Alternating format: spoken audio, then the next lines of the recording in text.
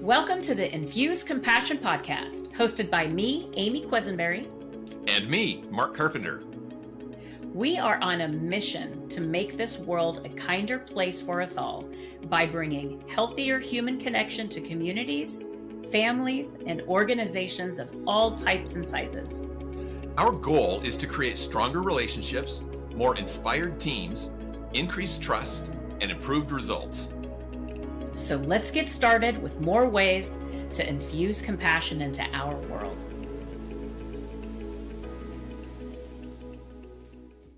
Welcome back, Compassionators, to the Infuse Compassion Podcast. So glad that you have joined us today. We have a fabulous guest that we're going to be talking to. Before we get into our guest, I just wanted to make one comment to start us off, and that is just thank you. We recognize there are so many options of podcasts you can listen to or other activities you could be doing right now. And we appreciate that you have chosen to spend some time with us, that you have opted into this topic of compassion. And we can't see your faces, but I just want you to know we do see you and we see your hearts, and we so appreciate you being with us here today. So with that beginning, I want to hand it over to Amy to introduce our guest. This is someone that I met all of about 5 or 10 minutes ago, and I already feel like we're friends. It's just one of those people that you can just connect to so easily. So Amy, tell us about our guest today. Yeah, wow. And you know what? You are absolutely right, Mark. What a connection. Jenn Smith is our guest. And I'm going to tell you a little bit about Jenn, and then I'm going to turn it over to Jenn so she can tell us more about her and the incredible work that she does. So Jenn believes career success doesn't have to be at the expense of radiantly happy and healthy lifestyle. She's a sought-after career and HR consultant with professional roots grounded deep within corporate America. She brings over 15 years of progressive global HR leadership experience across multiple industries and Fortune 200 companies. Jenn, now as the founder of Flourish Careers and host of the Flourish Careers podcast, she's on a mission to support heart-based, career-minded professionals in navigating the changing world of work. Wow, how powerful is that, right? And taking the right next steps toward a happier and healthier career. When Jenn's not working, she loves books, notebooks, pens, and planners. She proudly embraces her notebook nerd identity, and you can find her road tripping with her pack husband and pup, exploring all Western New York offers. Jenn, welcome to the Infuse Compassion Podcast. Oh my goodness, Amy, thank you for that kind introduction. It is so delightful to be here with you both today.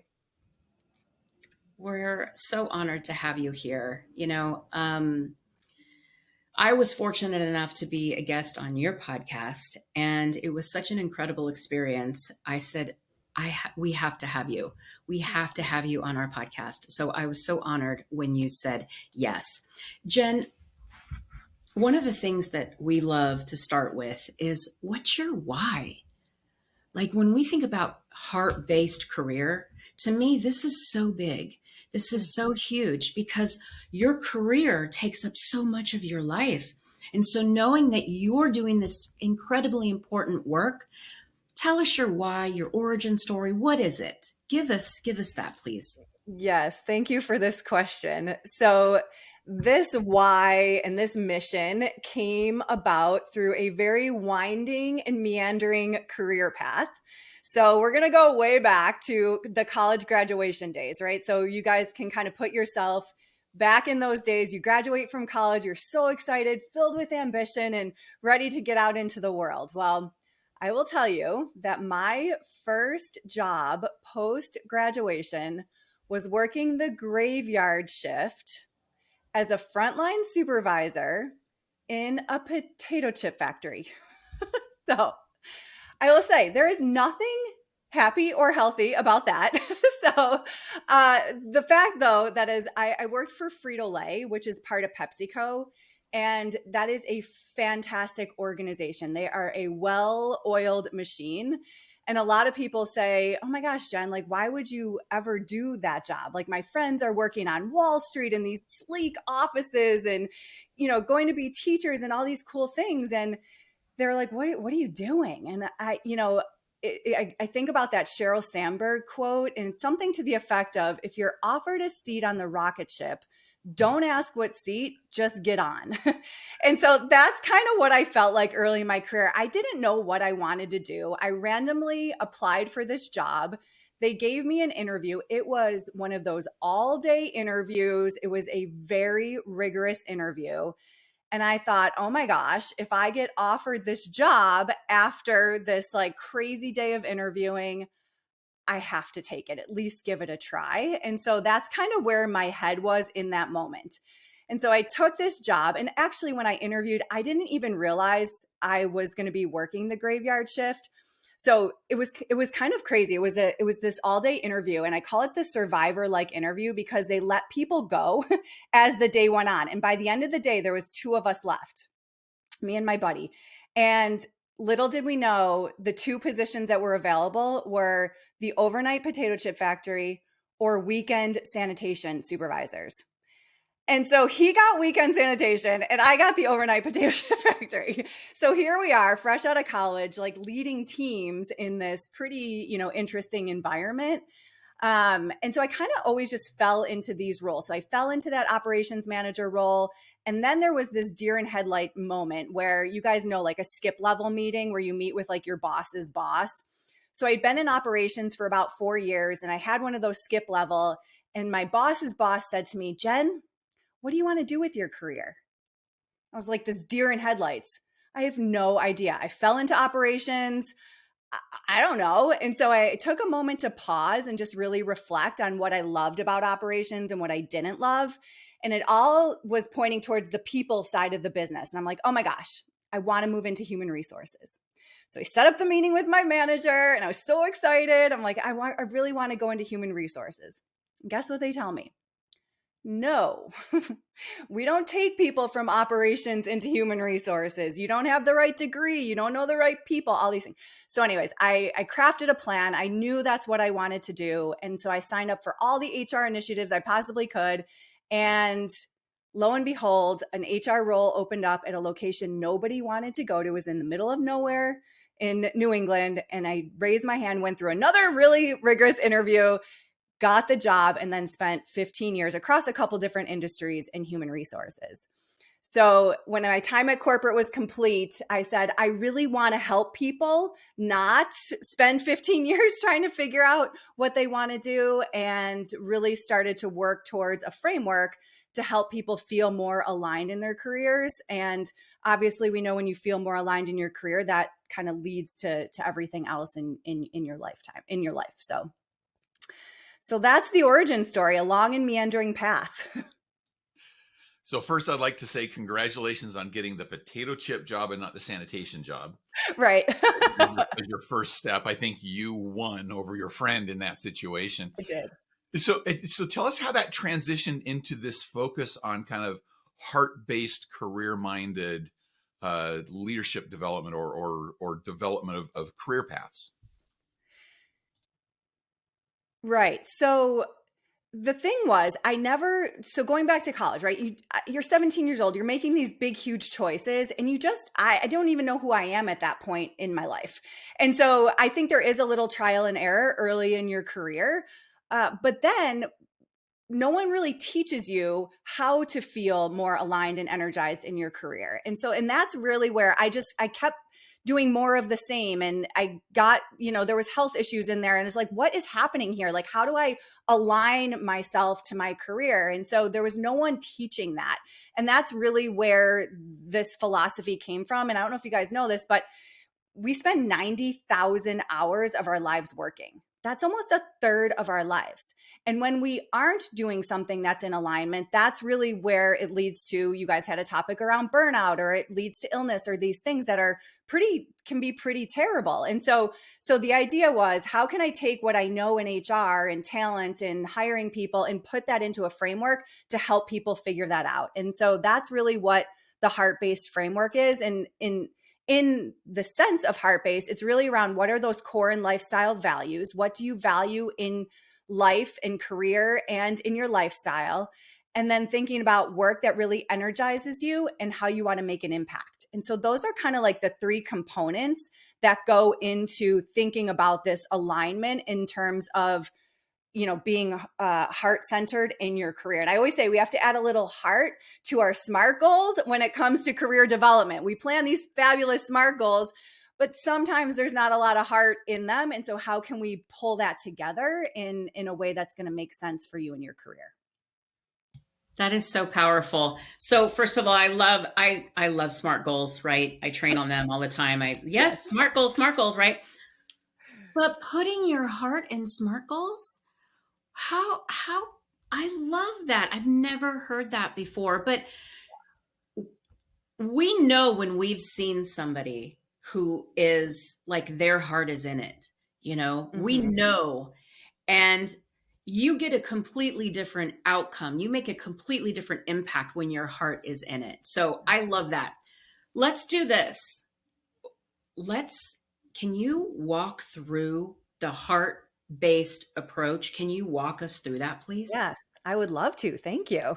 So, and this also stems from, and you guys can probably relate to this as well, where when you're doing like your annual goal setting at work, and usually there's your business goals and then there's your career development goals. And I just remember working in HR, and it almost felt like the career development side was like a check the box, like, hey, let's just make sure we put something on there, take a training class and submit our form so we don't get on the list that we were late submitting our form or whatever. So I always felt like, hey, this feels like more of a check the box than anything that has a lot of energy in it. So how do we bring more heart and energy to these career development goals that then in turn move over into the performance goals that we're all, here to accomplish? So the heart-centered framework, so it's an acronym. And I know you guys have your compassion acronym. So we're all about acronyms here. So the H stands for career development goals that are heart-centered. So grounded in your core and lifestyle values that I just talked about.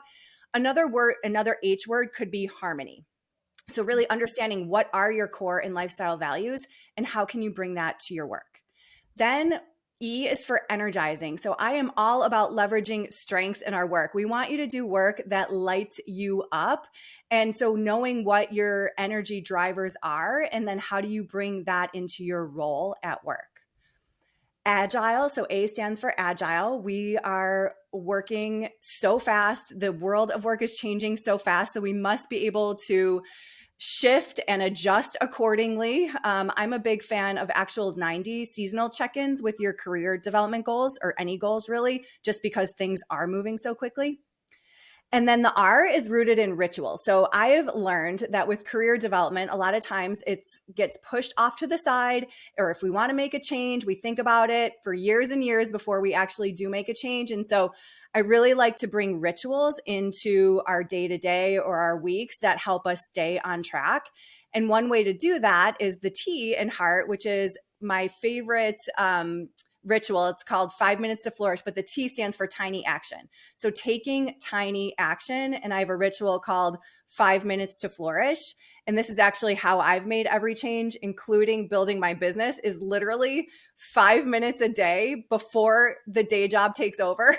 I'm a morning person. You could do this at the end of the day, whenever you feel at your best, but just set your timer for 5 minutes, do one tiny thing, and then celebrate that. If you want to continue, great. If not, you've done one tiny thing. So that's kind of like the acronym. The philosophy too is kind of shifted. It's really about experiences. So you guys know in our careers, we're kind of always like, oh, up and to the right, running to the next thing. Like, what's the next promotion? What's the next title? But let's just say, pause. Hey, what kind of experience in my career would be fun next, instead of just running to the next promotion or the next title or what society thinks we should be doing? What would be fun in terms of an experience that I want next in my career? And so there's a little bit of a philosophy shift there as well. So I don't know. Hopefully that resonates. I know. I love that, Jen. I hope I'm asking this question in a way that makes sense. How could somebody tell? What are some of the symptoms or the signs that somebody can tell, I'm not aligned. I'm not aligned with the work that I'm doing, the path that I'm on, and where my heart is, where my values are? Great question. For me personally, this shows up in my body. So I'll never forget there was a time where the work I was doing was not aligned. And there was this moment before work where I literally could not catch my breath. So I don't want to call this a panic attack or anything like that. I don't know what that is like, but I literally could not catch my breath before work. And I was so anxious and so worried about what the day was going to bring on because it was so chaotic. That was a big sign that something had to change. Now, that's a pretty drastic sign. A lot of people that come to me, though, they will say, like, there will be something physical that feels off. And so I would always like that somatic wisdom within our bodies is so powerful to let you know that something's off. Also, just like resentment, like, hey, I'm starting to feel resentment towards my employer or my team, or like, I'm annoyed every time someone asks me to do this, or every time I get this kind of request or ping or whatever, I'm like annoyed and I'm like starting to feel mad or angry like that. Those can all be signs that something just isn't right or isn't quite aligned in your career. So hopefully you notice them before it leads to that burnout or health or whatever we have going on. I'm smiling as you're saying that because I'm remembering times in my career path when I felt those feelings, especially that resentment that comes in. And it took me a long time to figure out that that's because I wasn't aligned. So I wish you'd been there for me during that point in my career.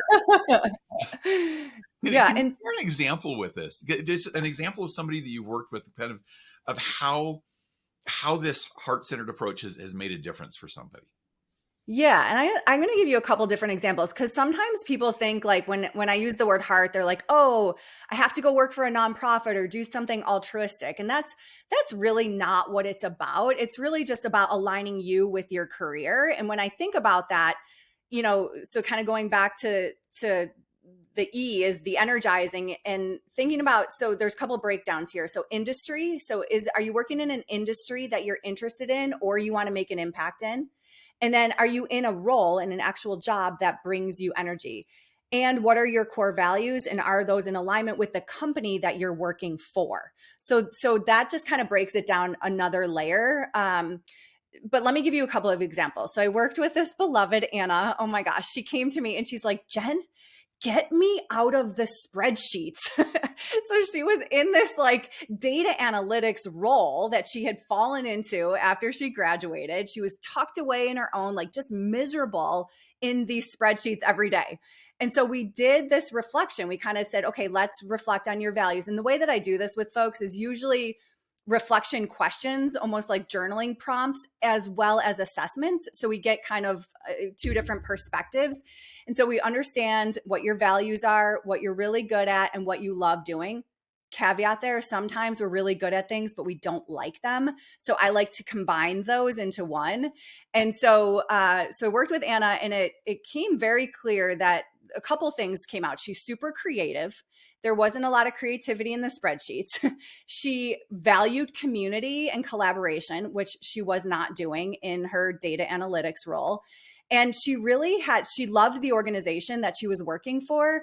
And she, in her spare time, did all the event planning for her friends, planning parties, planning all the get-togethers, like all the logistics and all this stuff. So we started pulling all this together, and she ended up moving into a role. So she was in HR on the data analytics HR operations team or whatever that was.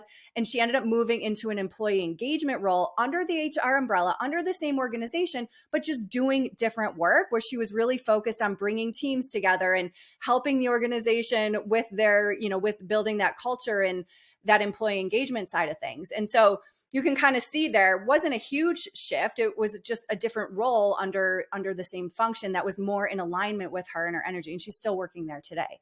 So that's one example. Now I want to give you one more, just kind of more of a simple example, especially with the flexibility we have in our world of work today. So I worked with this gentleman, and one of his core values was calm and quiet. He worked for a very large, rowdy sales organization. And the office was one of those open offices. super hip, very cool space, very sleek space. It was so loud. There was music playing. There's bells dinging when they get a sale, like all of these things going on. So imagine one of your core values is calm and quiet, and you're going into an office that's got bells ringing and music playing and people, who knows what's going on, right? So simple solution for this gentleman. He loved the organization, loved the people he worked with. He just shifted his schedule and worked from home a couple days a week.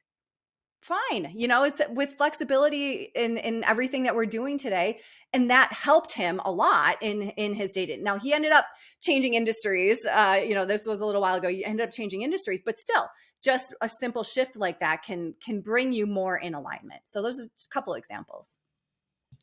So Jenn, first of all, I love those examples. And, when you talk about the core values being in alignment, doing what lights you up.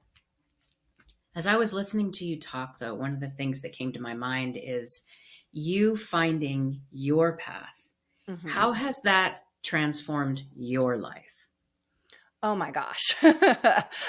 Yeah. So it's very drastic. So, working in corporate for as long as I did, I learned so much and I'm always super grateful for that. But that environment was not good for me. So I value creativity. I value having time for deep work and thinking up new ways, thinking of new things, creating, developing, all of those things. And that was not apparent in my day-to-day in the corporate space at the organizations I worked with.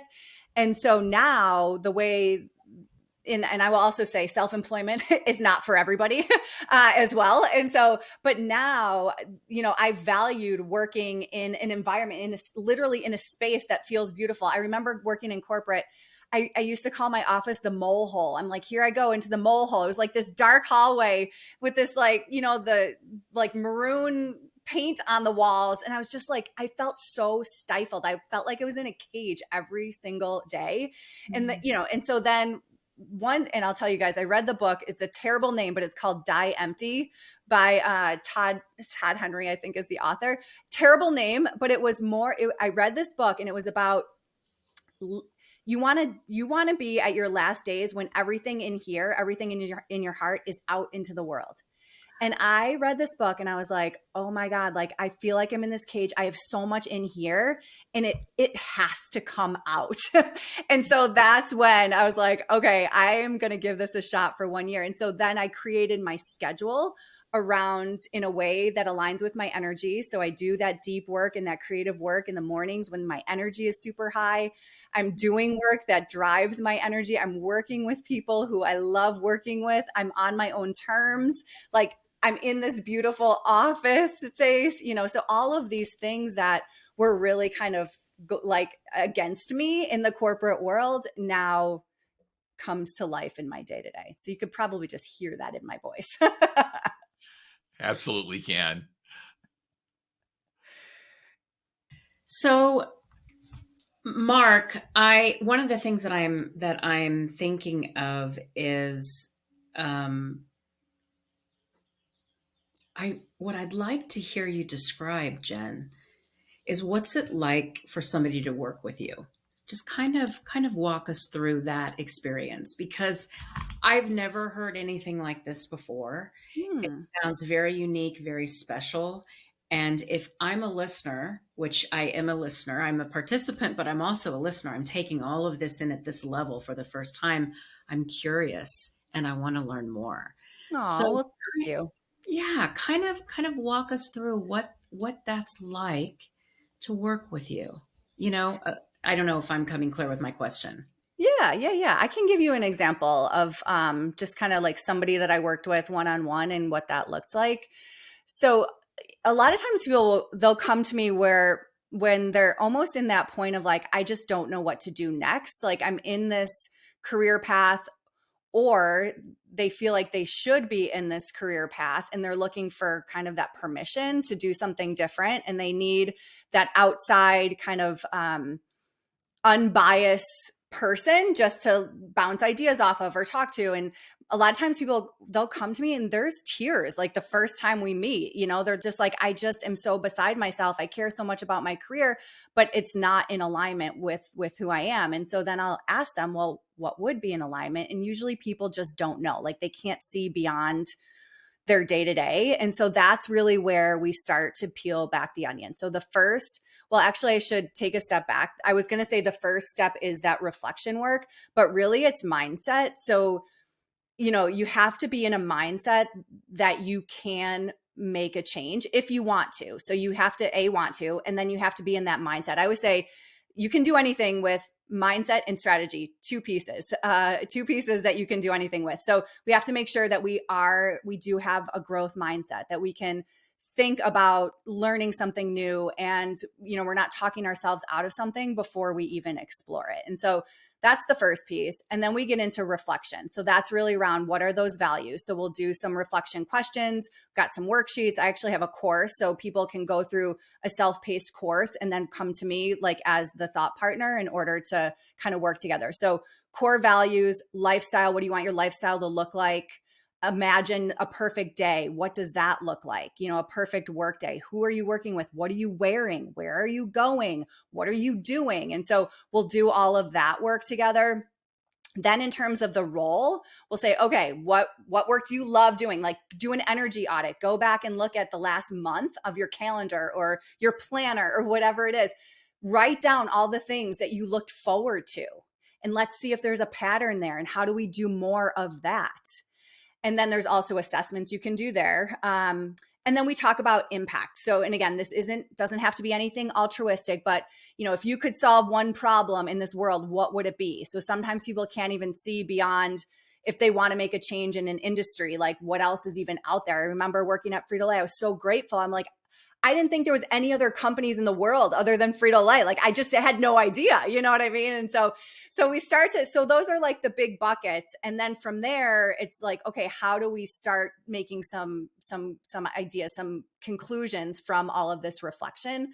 And then people are like, well, how am I going to do my resume? And how am I going to, and that's really where we get into the practical and tactile. Like, okay, if you want to go in this direction, how do we align your previous experiences and your transferable skills with where you want to go? How do you talk about yourself? So I have a elevator pitch framework that to help people talk about themselves, and then all the practical and tactical around actually getting the job, which is where my HR and I was a recruiter in HR for quite some time. And so that's like, hey, I know the inside scoop on how to get a job from the inside. And so let me help you with building the relationships and, kind of doing the networking and getting your foot in the door. So it's really soup to nuts, from like mindset to negotiating a job offer. If you want to make a career change, an aligned heart-based career change, it's all of those steps. Love that description. You can always tell a conversation is fantastic when you look up and the time has just flown by. Right. and we're at that point. So I want to wrap up. I just have a couple questions to end up on. And Amy, I hope it's okay if I take these two questions. First, what is one tip, one action that you can give to our compassionators to infuse compassion into their lives and into the world around them? Just from your work and from your perspective, what would be one tip that you could give to people? I would say consider you and your colleagues and your energy at work. Consider your energy at work and how can you bring more of the things that generate your energy to your day-to-day work, and collaborate with your team as well. So think about maybe someone, is really creative and someone else is really strategic and not creative. Like, how can you guys work together to make your work more heart-centered, and thinking about each other, like from a compassionate standpoint, like, hey, yeah, I have creativity as an energy driver. You have strategy and not creativity. I'm not going to get mad at you because you're not creative. I'm going to leverage your strategic mindset in order to get our job done. So I think that's one way to combine like the heart and the compassion in a team work environment. Excellent. Love it.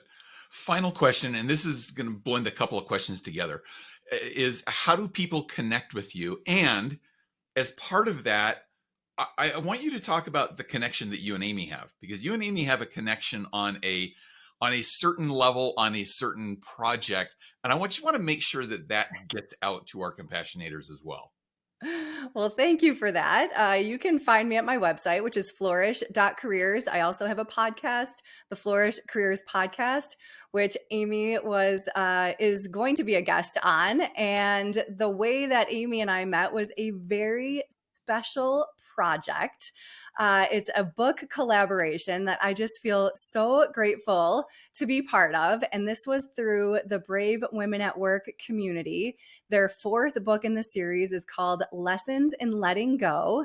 And Amy and I both shared our very vulnerable lessons in letting go throughout our career in this book, along with a bunch of other amazing, fabulous authors. And I don't even know. I feel like this is more than a book, Amy. Like it's so much more than a book, especially this topic of letting go, because it's hard. It's hard to navigate life and careers without letting go. And there's something to this community. There's something to this edition of this book that's beyond just the words that are written on a page. I completely agree. Yeah. Yeah. And did you know something? You open the book and I close the book. I did know that. Yes, actually, that's amazing. I'm so glad you mentioned that. Yes. So yeah, my story is the first one and yours is the final one. And so the bookends, I guess we are bookends. That was exactly the phrase that I used when Amy told me that. I said, you're the bookends on that book. You're the start and the finish. I love it so much. That is just so fabulous. Yeah, good call. Yeah. Jenn, thank you so much. Thank you so much. I have so much to say. Everybody knows we're going to have another podcast after this. Mark and I have so many thoughts, such excitement to share. Jenn, I'm so glad you're doing this incredibly important work. Thank you so much. And Mark, you want to close us? Oh, I thought that was a great close right there. But I'll just add thank you, Jenn, again, for your insight. And thank you for the work that you're doing to help people with that 90,000 hours that you mentioned that they spend in their life working, to not make it miserable. Right. And to be able to add their value. Everybody has their own value that they add. And so if we're aligned with our values, everybody's going to be happier as we bring that into the work world too. So thank you for the great work that you're doing. And thanks for being our guest today. Compassionators, again, thank you for joining us. Go out, let's make the world a better place by infusing compassion into our world. Thanks, everybody. That's right. Thanks, everybody. Thank you for joining us for this episode of the Infuse Compassion Podcast. If you enjoyed the conversation, please share a review and like the podcast so other compassionators can join us. Until next time, let's all do something each day to infuse compassion into the world. For more information on our guests, see the show notes. For more information on Mark and Amy, go to infusecompassion.com.